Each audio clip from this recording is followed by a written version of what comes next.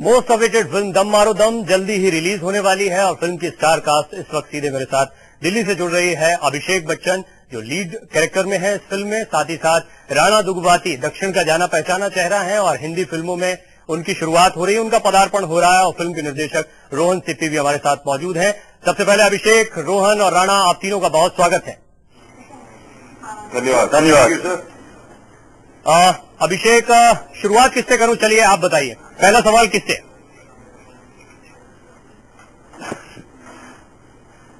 रोहन सिप्पी से। रोहन, आपसे पहला सवाल इसीलिए भी बनता है क्योंकि बहुत सारी बातें हैं जिनकी जिम्मेदारियां आपको लेनी होगी। मसलन दम मारो दम, ये जो टाइटल है ये क्या बताता है? क्या ये टाइटल कोई नारा बता रहा है, कोई सबक सिखा रहा है, कोई बात समझा रहा है युवाओं को?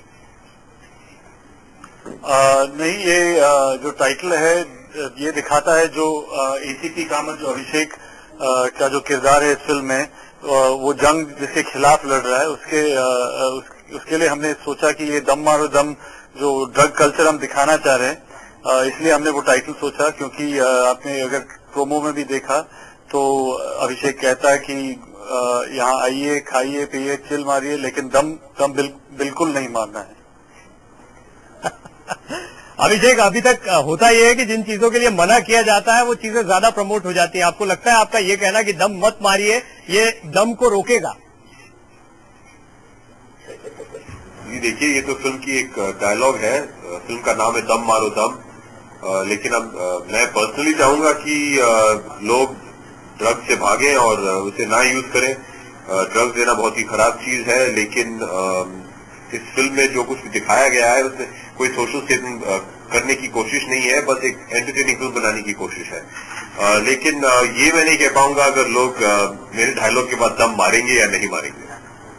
अभिषेक, ये सवाल मैंने इसलिए किया था, आपने बेशक ये कहा कि फुल एंटरटेनमेंट के लिए फिल्में होती हैं, अमूमन सभी फिल्में इसीलिए बनती हैं, लेकिन आपने देखा होगा दम मारो दम के रिलीज से पहले कई विवाद भी शुरू हुए और कई आरोप भी लगे हैं। ये भी कहा जा रहा है कि गोवा डिफेम हो रहा है, उसमें टूरिज्म पर असर पड़ सकता है, इस तरह की बातें आ रही हैं, आप इससे वाकिफ हैं।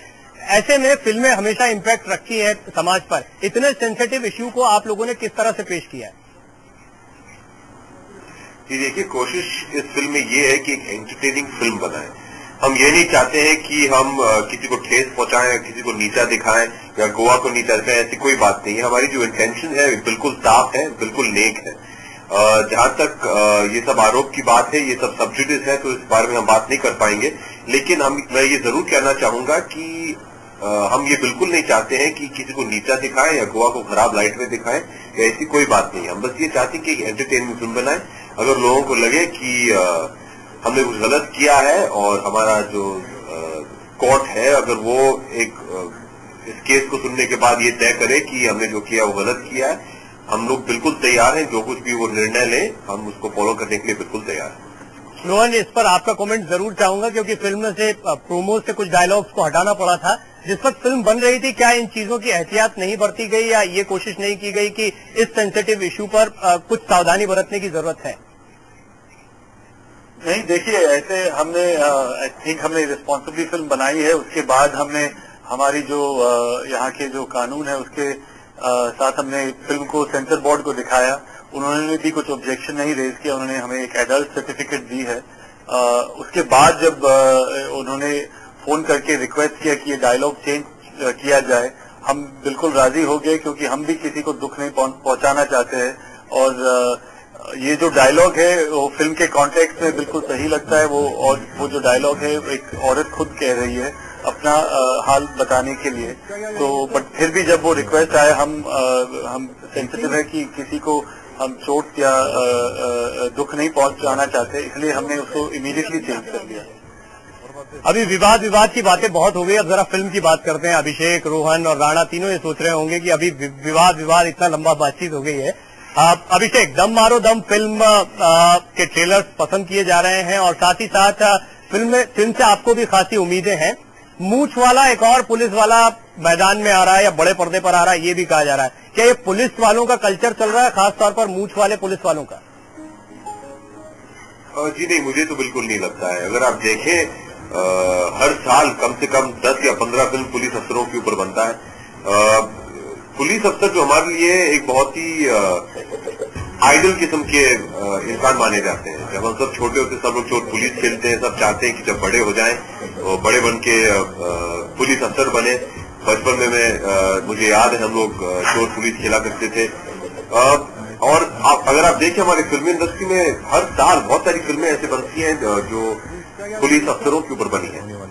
मैंने भी कई पुलिस अफसर का रोल निभाया पहले, चाहे वो धूम हो या शूट आउट लोखंडवाला हो या जमीन हो। तो मुझे ये नहीं लगता है कि ये कोई नई ट्रेंड चली है। जब से फिल्में बनती आई हैं पुलिस अफसरों के ऊपर फिल्में बनी है। राणा भी हमारे साथ मौजूद है, दक्षिण का जाना पहचाना चेहरा है, लेकिन हिंदी फिल्मों में उनकी शुरुआत हो रही है। राणा, कैसा एक्सपीरियंस रहा साउथ से अभी आप बॉलीवुड में और खासतौर पर रोहन सिप्पी और अभिषेक बच्चन जैसे लोगों के साथ काम कर रहे हैं? One has been a fantastic journey and a very unexpected one, and looking forward to release and very excited about this character. I play a Goan musician और ऐसे कैरेक्टर कभी एक रीजनल फिल्म में नहीं कर पाऊंगा मैं, and I'm very excited for the 22nd. और लैंग्वेज कितनी प्रॉब्लम थी आपके लिए? सर मैं हैदराबादी हूँ सर, एंड और अभी भी प्रॉपर हिंदी सीख रहा हूँ, so I'm going to continue speaking in English in the north of India for some time. तो मुझे लगता है रोहन ने आपके लिए कुछ खास अरेंजमेंट किए होंगे। रोहन, राणा को इस फिल्म में इन्वॉल्व करने के लिए, खासतौर में गोवा में एक कैरेक्टर स्टैब्लिश करने के लिए क्या कोशिशें करनी पड़ी?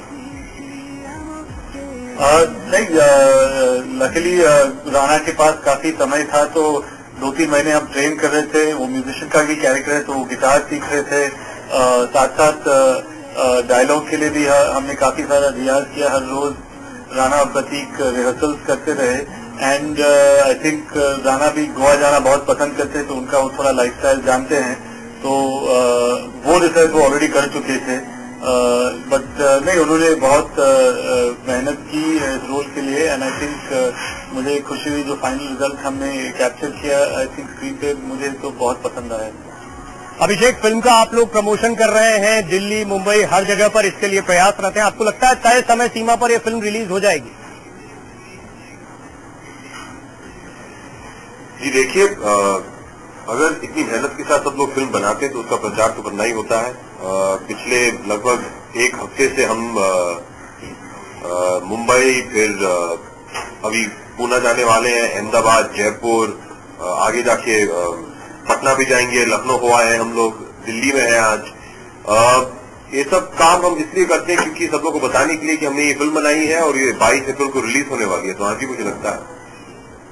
और रोहन, आप कितना एक्सपेक्ट कर रहे हैं? क्योंकि अभी ये सब जुडिस है मैटर जिसके बारे में हमने बात की, माननीय कोर्ट इस पर क्या आदेश देते हैं, क्या फैसला लिया जाता है, वो एक अलग मसला है, लेकिन आपको अपना पक्ष कितना मजबूत लग रहा है कि फिल्म तय समय सीमा पर रिलीज हो जाएगी 22 तारीख तक? वो कोर्ट अभी जब मामला कोर्ट तक पहुंचा है, बट मुझे उम्मीद है कि हमने ऐसे कुछ गलत नहीं किया। बाकी कोर्ट फैसला देगा, मंडे भी ज्यादा दूर नहीं है। बाकी हम प्रमोशन अभी कुछ 1-1.5 महीने से कर रहे हैं, रिस्पांस अब तक अच्छा रहा है, तो यही उम्मीद है कि हम 22 अप्रैल को रिलीज कर पाएं। अभी जो प्रोमोज देखे हमने अभिषेक, उसमें बहुत एक्शन दिखाई दे रहा है, इसमें बहुत मारधाड़ है, ड्रग्स की बातें हो रही हैं। इस फिल्म में कुछ मस्ती या कॉमेडी, जिस तरह का कल्चर चल रहा है, वो भी देखने को मिलेगा, नहीं मिलेगा? देखिए, कॉमेडी वाली फिल्म तो है नहीं, ये है एक एक्शन थ्रिलर। इसमें कॉमेडी नहीं है, इसमें मसालेदार एक्शन है, डायलॉग बाजी है, कॉमेडी इसमें नहीं है।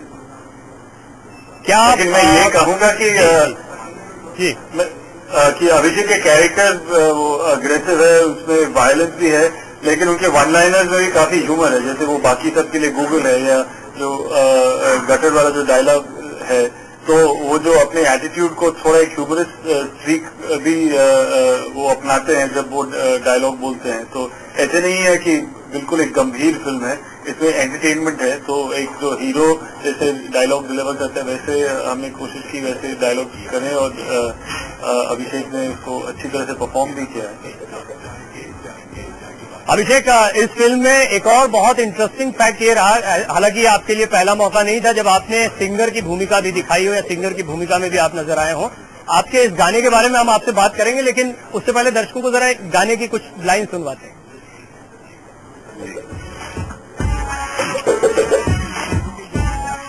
तेरी बातों की शराब, तेरे पापों के हिसाब, तेरे स्विस बैंक अकाउंट, गोल गोल मॉल काउंट, तूने घर घर को तूने इतना दिया, पूरा कपन लिया और दिल से दिया, तूने किया जर्दी, अब तेरी बर्सी, अब बिना जर्दी और बिना अर्जी, अब जाएंगे जाएंगे जाएंगे बारी बारी बारी बारी। आपकी सेवा में जनहित में हाय हाय तेरे गले की जलन, हाय हाय अभी होगी मेरी गम, हाय हाय तेरी माल पत्ती, हाय हाय जल मोमबत्ती, हाय हाय बाय बाय मुर्गी, हाय हाय टिक्का, हाय हाय हाय हाय हाय हाय।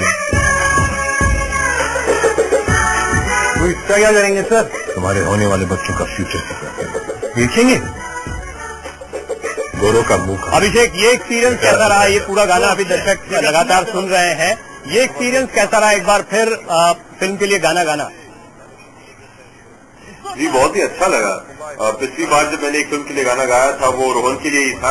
हमने एक पिक्चर बनाई थी कुछ 5-6 साल पहले जिसका नाम था ब्लफ मास्टर, और उन दिनों हमने एक गाना रिकॉर्ड किया था जिसका नाम था right here right now, which became very popular, और बड़ी खुशी हुई और बहुत अच्छा लगा कि फिर से रोहन ने मुझे एक और मौका दिया कि एक और गाना गा पाऊं। रोहन ये अच्छे सिंगर हैं इसलिए गाने का मौका देते हैं या फिल्म ज्यादा प्रमोट होती है, अब फिल्म में एक नई चीज ऐड हो जाती है? नहीं, डेफिनेटली हमने पहली बात मैं कहूंगा कि इसमें जो म्यूजिक रिलेटेड सारे फैसले जो है वो प्रीतम करते हैं, तो एक्चुअली उनको सबसे ज्यादा कन्विक्शन था कि इस गाने के लिए अभिषेक सही था। मुझे थोड़ा डर था क्योंकि हमने पहली एक बार जो गाना की थी उसकी पॉपुलैरिटी काफी हो गई और अप्रिसिएशन भी काफी था।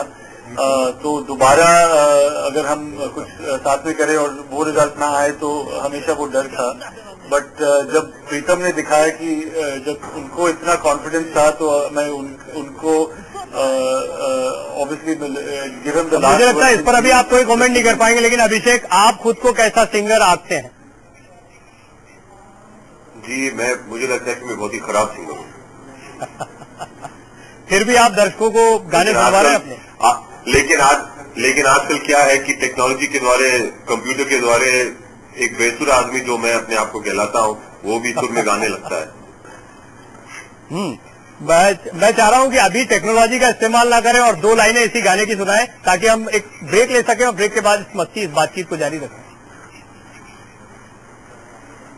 जी गाने का नाम है ठाए ठाए और के बोल कुछ ऐसे हैं। बड़े ब्रेव है पुलिस पर स्लेव है पुलिस, कभी दिस बने दैट कभी दैट बने दिस, तेरी होगी सरकार तेरा होगा दरबार पर चलेगी नहीं हेरा फेरी हर बार, तेरे बिके अफसर मिले जिस दफ्तर, तेरे हाथ तेरे पर तेरे दिन तेरे घर, जाएंगे जाएंगे जाएंगे बारी बारी, आपकी सेवा में जनहित में जाएंगे।